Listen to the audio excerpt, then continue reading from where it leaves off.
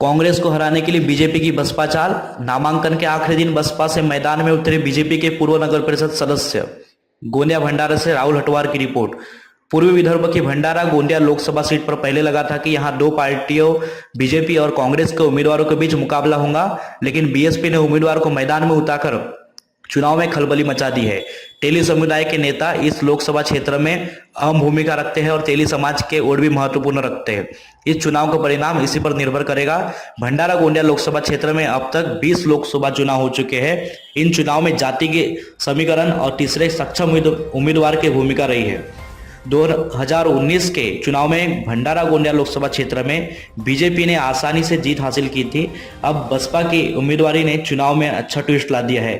दिलचस्प बात यह है कि बसपा ने तेली समुदाय से उम्मीदवार खड़ा किया है और हिस्सेदारी भी बढ़ गई है।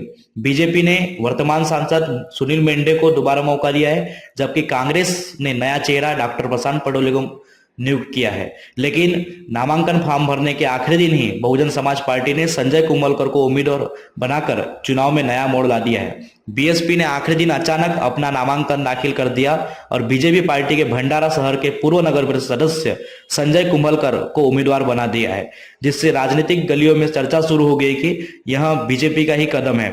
भले ही उम्मीदवार तेली समुदाय से है, लेकिन बसपा की सभी अनुसूचित जाति के मतदाताओं को लुभाने की है। इसलिए यदि बसपा का कोई उम्मीदवार नहीं है तो कांग्रेस को मिलने वाले वोट को कम करने के इरादे से कुंभलकर को टिकट दिया गया है, ऐसी चर्चाएं हैं।